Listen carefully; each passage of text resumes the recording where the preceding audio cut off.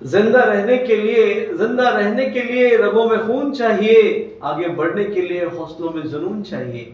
तो फ्रेंड्स, आइए आज जुनून के साथ हम लोग डोमेन रेंज की बात करते हैं, जो बहुत ही इंपॉर्टेंट टॉपिक है पूरे मैथमेटिक्स का। तो प्लीज डोमेन एंड रेंज को समझते हैं। सबसे पहले डोमेन की बात करते हैं। देखिए, कोई भी फंक्शन आप लेते हैं तो उस फंक्शन में x की वैल्यू क्या होगी, कौन से वो वैल्यूज ऑफ x होंगे जिसके लिए फंक्शन डिफाइंड होगा, इस कलेक्शन ऑफ x को आप डोमेन कहते हैं। डोमेन को कैसे डिफाइन करते हैं? It is the collection of values of x for which function is defined।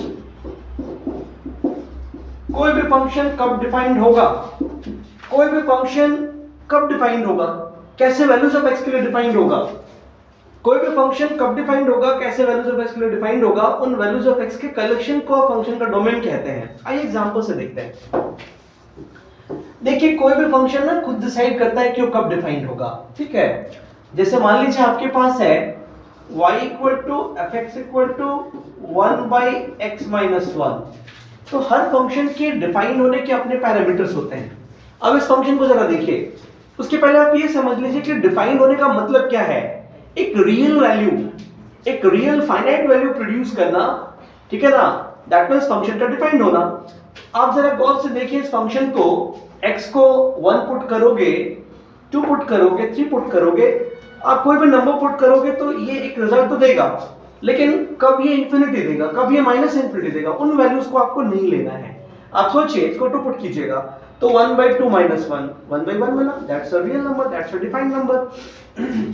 आप x को मान लीजिए 0 पुट करते हो तो 1 by -1 -1 मिलेगा, वो भी एक रियल नंबर है, डिफाइंड नंबर है ना। लेकिन यदि x को 1 लीजिएगा तो 1 by 1 -1 1 by 0 क्या है? इंफिनिटी, जो नॉट डिफाइंड है। इसका मतलब ये डिफाइन नहीं होगा कब? जब x होगा 1, ठीक है। सो डोमेन क्या हो गया?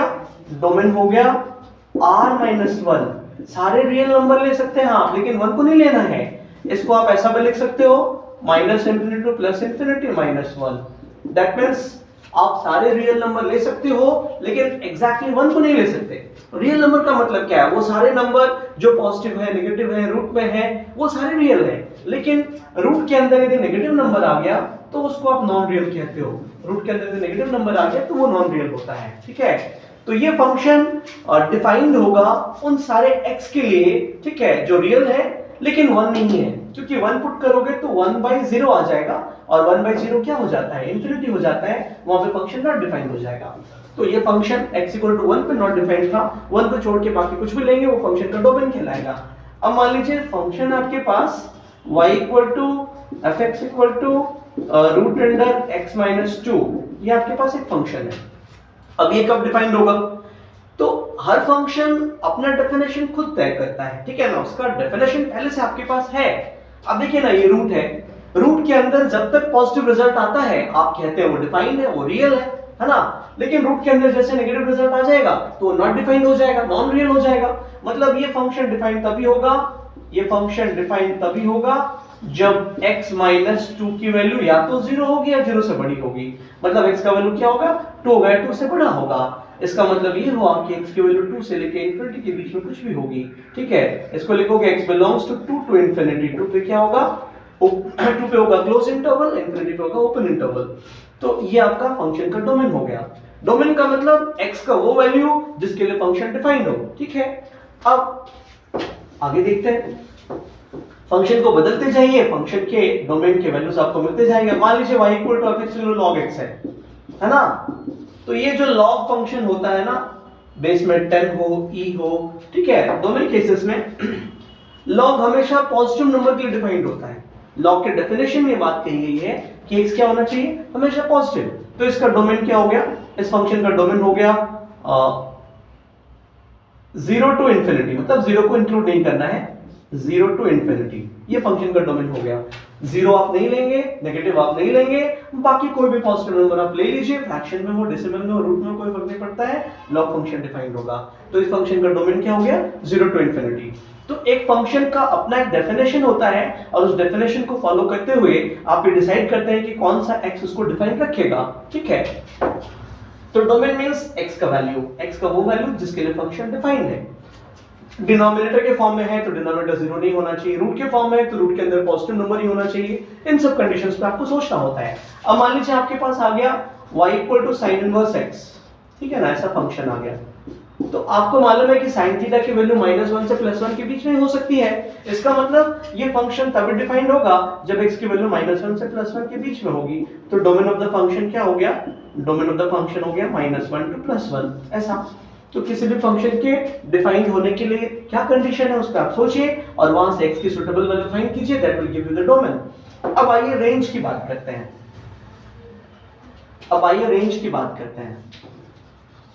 रेंज क्या है? It is the collection of values of y। It is the collection of values of y। It is the collection of values of y। कोई भी फंक्शन है, उस फंक्शन के क्या क्या वैल्यूज हो सकते हैं, वो फंक्शन किन किन वैल्यूज को एज्यूम कर सकता है, उन सारे वैल्यूज के कलेक्शन को आप क्या कहते हैं? रेंज कहते हैं। तो रेंज के लिए आपको ये सोचना होगा कि फंक्शन में हम उन्हीं वैल्यूज को पुट करेंगे, x के प्लेस में हम उन्हीं वैल्यूज को पुट करेंगे जो उसके डोमेन का पार्ट है। फंक्शन के डोमेन से आपको x लेना है, फंक्शन में पुट करना है और वहां से जो y के वैल्यूज मिलेंगे उनका कलेक्शन करना है और इस तरह से कलेक्शन ऑफ y क्या हो जाएगा? रेंज ऑफ द फंक्शन हो जाएगा। आइए एग्जांपल से देखते हैं। एकदम से एक सीधा साधा एग्जांपल लेते हैं। सपोज आपके पास y है, fx है और इसकी value -1 to the power x है, ठीक है। और x के लिए कंडीशन दिया हुआ है x belongs to natural number. मान लीजिए x के लिए कंडीशन दिया हुआ है क्वेश्चन में कि x क्या नेचुरल नंबर है, ठीक है। तो अब बताइए -1 तो पावर x है, इस x के प्लेस पे 1 पुट करना है, 2 पुट करना है, 3 पुट करना है, 4 पुट करना है, ये सब अलाउड वैल्यूज हैं x के, ठीक है। एंड मूल्य तो नेचुरल नंबर। तो y क्या क्या मिल सकता है? y क्या क्या मिलेगा जरा सोचिए। तो y क्या मिलेगा वो तो x पर डिपेंड करेगा ना। आप सोचिए यदि x को 1 पुट करोगे तो y क्या होगा? x को 1 लोगे तो y क्या होगा बता दो? -1 to the power 1 equal to -1। x को 2 लोगे तो y क्या होगा बता दो? -1 to the power 2 that means +1। तो ये जो फंक्शन है ना, ये हमेशा आपको -1 वैल्यू देगा या +1 वैल्यू देगा और कोई थर्ड वैल्यू मिलेगा ही नहीं कभी, ठीक है। -1 +1 -1 ये वैल्यू मिलेगा। मतलब रेंज ऑफ द फंक्शन क्या हो गया? रेंज ऑफ द फंक्शन हो गया -1, +1। एग्जैक्टली यही दो वैल्यू मिलेंगे हम लोग को और कोई तीसरा वैल्यू नहीं मिलेगा। तो y के जो भी वैल्यूज होंगे उस कलेक्शन को रेंज ऑफ द फंक्शन कहेंगे। ये हो गया इसका रेंज। अब आइए नेक्स्ट क्वेश्चन पे। सपोज आपके पास है y f(x) cos x, ठीक है ना। y है cos x है, fx है, y है fx है, cos x है। इसका रेंज क्या होगा? तो आपने पढ़ा है cos फंक्शन की वैल्यू -1 से +1 के बीच में कुछ भी हो सकती है। -1 भी हो सकती है, +1 भी हो सकती है। यहाँ डोमेन क्या होगा? x क्या होगा? x हम कुछ भी लेंगे तो उसका cos का वैल्यू कुछ ना कुछ तो आएगा ही। cos 10 डिग्री, cos 12 डिग्री, ठीक है ना, cos 13.5 degree, cos 18 degree, 36 minute, आप कोई भी एंगल ले लीजिए, ये फंक्शन क्या है? हमेशा डिफाइंड है। मतलब यदि हम डोमेन की बात करें तो df क्या हो गया? x हो गया और वो r हो गया, वो -∞ to +∞ हो गया।